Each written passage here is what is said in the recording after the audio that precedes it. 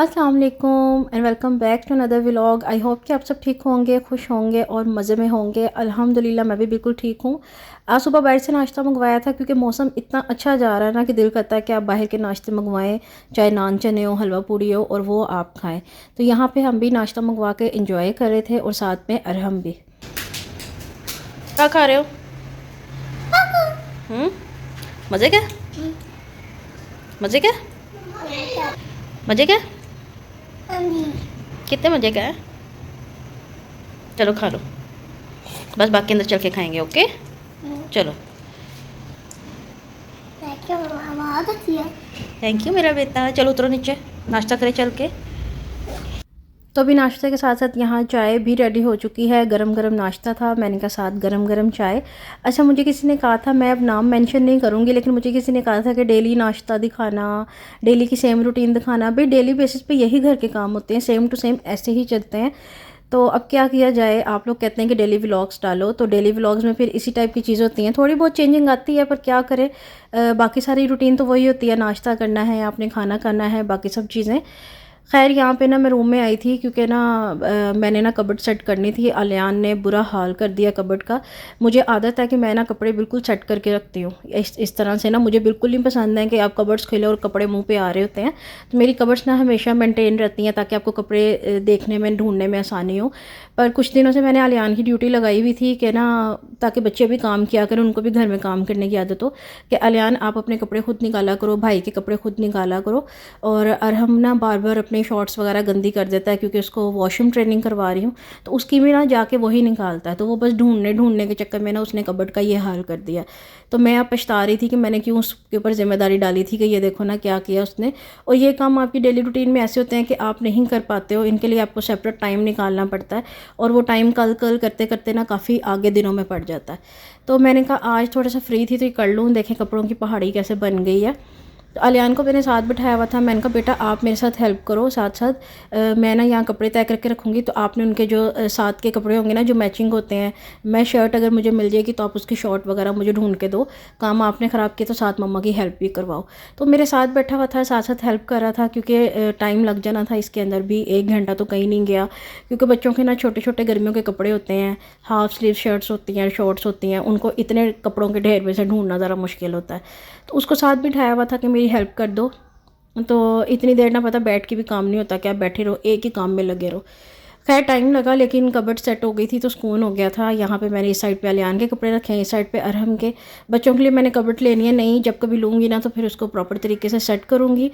और साथ ही ये शॉपिंग बैग है, इसके अंदर मैं आपको दिखाती हूँ क्या है। और साथ ही ये एक मैंने शॉपर भर के ना कपड़े भी निकाले हैं किसी को देने के लिए, कोई ज़रूरतमंद हो। तो जब मैं कपड़े कपड़े निकालती हूँ ना, आपने देखें कबर्ड में भी बच्चों के कपड़े जस्ट इतने ही हैं जो मैं बच्चों के रखती हूँ कपड़े, बाकी मैं सब निकाल देती हूँ। कहते हैं इतने ज़्यादा कपड़े नहीं रखने चाहिए कि आपको आगे चल के उसका हिसाब भी देना पड़ता है। खैर ये कपड़े आप लोग पहले देख चुके हैं। मैंने छोटी ईद पर ना बच्चों के लिए थे, लेकिन वो इतने ज़्यादा मैंने कपड़े ले लिए थे ना कि 3 दिन में पता 3 ही सूट पहने जाते हैं। ईद के 3 दिन होते हैं, 3 सूट पहने जाते हैं। वो पहनाए थे तो बाकी मैंने रख लिए थे। मैं कभी भी इस तरह आम रूटीन में ना नए कपड़े पहना के बच्चों के ज़ाया नहीं करती, जितना हो सके ना अपने हस्बैंड के पैसों की बचत करनी चाहिए। तो ये सब कपड़े ना छोटी ईद पर बच गए थे बिल्कुल न्यू, तो ये पड़े रह गए थे। आप लोगों को पहले भी मैंने दिखाए हुए हैं। आलियान के तकरीबन 4 सूट थे और अरहम के 2 सूट पूरे थे और एक ना उसकी शर्ट थी। तो मैंने कहा था उसके साथ ना एक शॉर्ट ले आऊँगी।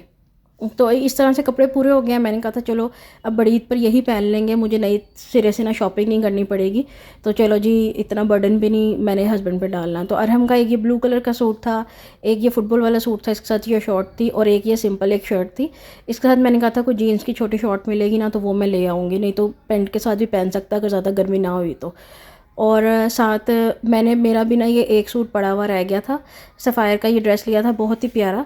और ना मैंने कभी ये कलर नहीं पहना हुआ, क्योंकि पहले ना माइंडसेट ऐसा हुआ था कि इस तरह की कपड़े ना औरतें पहनती हैं बड़ी उम्र की। तो अब हमको सी कुड़ियाँ शुड़ियाँ रह गई हैं। मैंने कहा चलो अब हमारी भी उम्र ऐसे कलर पहनने की।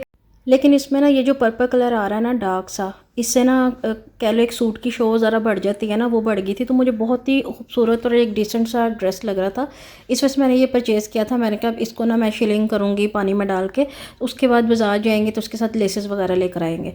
साथ एक ये दुपट्टा है, मुझे ना बहुत ही प्यारा लगता है, क्योंकि ये एक तो मेरी मम्मा का ड्रेस के साथ का दुपट्टा है, तो माओं की तो हर चीज़ अच्छी लगती है। प्योर शिफॉन का ये दुपट्टा है, बहुत ही प्यारा। तो मैंने कहा था कब तक ये प्रिंटेड ड्रेसेस जाकर ख़रीदते रहो, एक ना मेरा दिल करा था इस बार ना मैं प्लेन ड्रेस बनवाऊँ। लेकिन पहले ना मैं डिसाइड नहीं कर पा रही थी स्किन बनाऊँ कि फ़िरोज़ी, लेकिन मैंने कहा फिर फ़िरोज़ी कलर अच्छा लगेगा, ज़रा डार्क ना ब्राइट ब्राइट कलर लगता है, और बीच में जो इसके फूल है ना उस कलर की मल्टी कलर की लेसेस वगैरह लगवाऊंगी तो एक ना सूट की शो निकल आएगी। तो कुछ आइडिया सोचा हुआ उस तरह का बनाऊंगी, तो फिर देखूंगी कि कैसा बनता है। तो दुपट्टा बहुत प्यारा है, इसमें से अभी भी मामा की ना परफ्यूम की खुशबू आ रही थी, तो मुझे बड़ा अच्छा लग रहा था कि चलो जी मैं इसके साथ ड्रेस बनवाऊँगी। बाकी एक और कोई बनाना होगा तो वो देख लेंगे।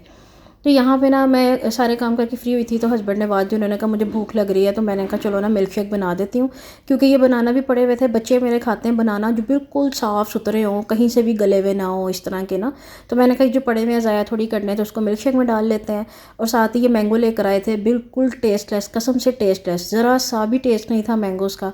शायद अभी स्टार्ट हुए हैं आना, इस वजह से ऐसे हैं। तो वो खाए तो जा नहीं रहे थे, तो मैंने कहा चलो किसी काम आ जाए, तो उसको मिल्क शेक मैंने कहा बना कर दे देती हूँ, क्योंकि मिल्क शेक में ना चीनी वगैरह डल जाती है, तो चलो जी टेस्ट अच्छा आ जाता है। तो यहाँ पर हस्बैंड के लिए मिल्क शेक बना रही थी।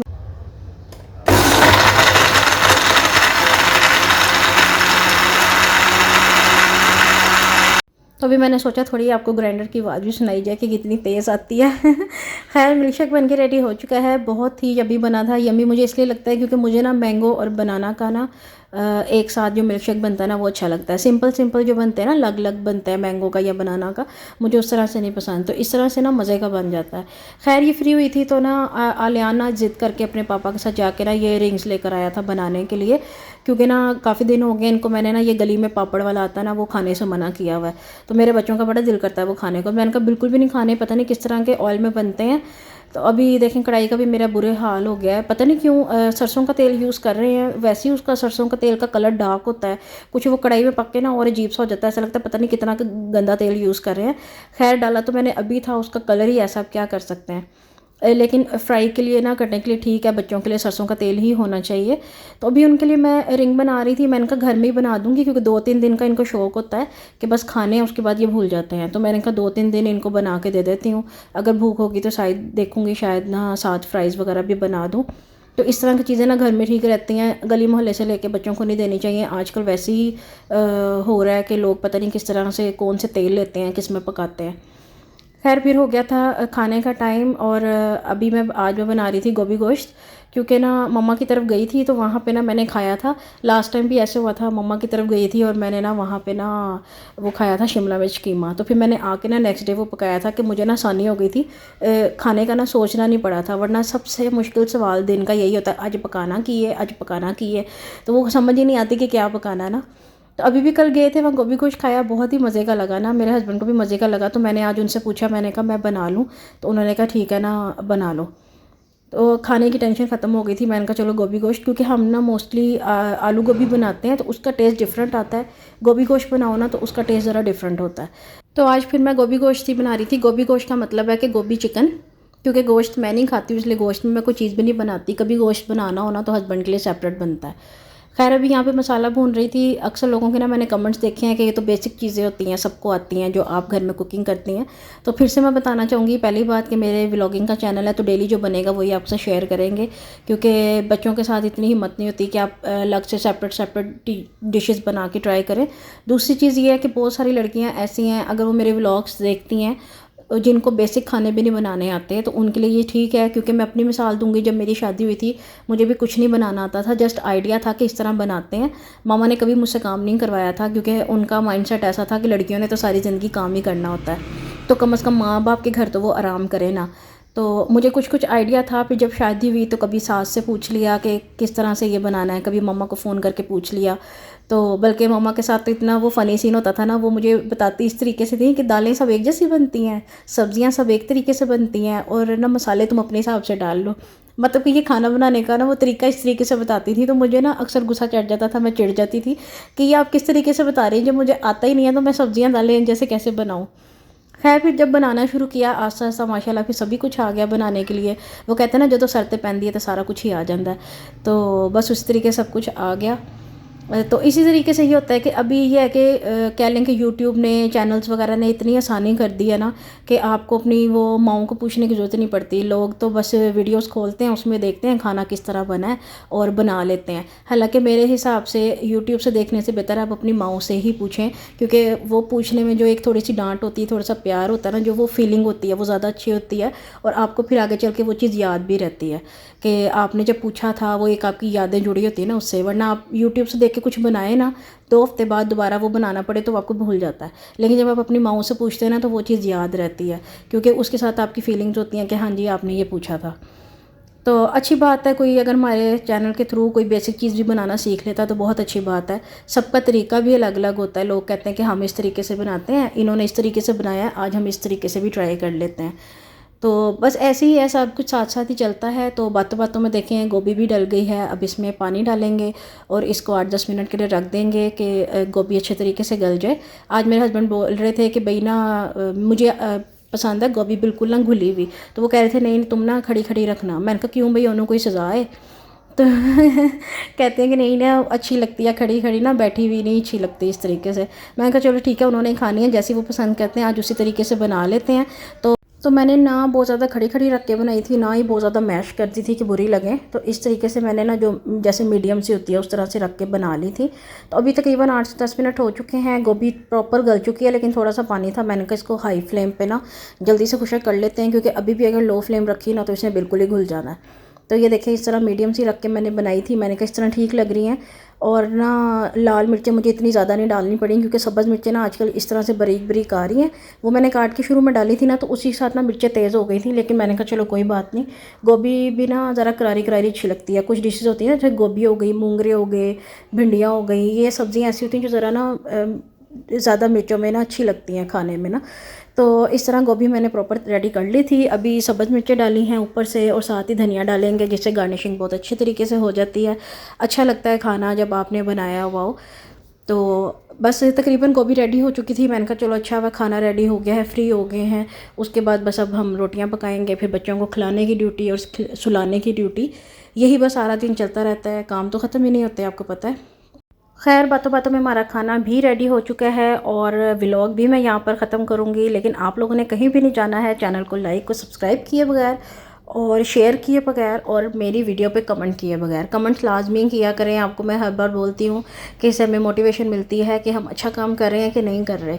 तो लाजमी ही चैनल में कमेंट कर दिया करें, उसको लाइक कर दिया करें, शेयर कर दिया करें। जो न्यू मेंबर्स मेरे वीडियोस देखते हैं वो चैनल को सब्सक्राइब कर दें, बेल आइकन का बटन लाजमी प्रेस करें ताकि मेरी हर नई आने वाली वीडियोज़ आपको मिल सकें और आप लोग उसको एंजॉय कर सकें। इसी के साथ मुझे दें इजाज़त, अपना बहुत सा ख्याल रखें और मुझे भी दुआओं में याद रखें। आपसे मुलाकात होगी इंशाल्लाह नेक्स्ट व्लॉग में। अल्लाह ने के बाद, अल्लाह हाफ़िज़।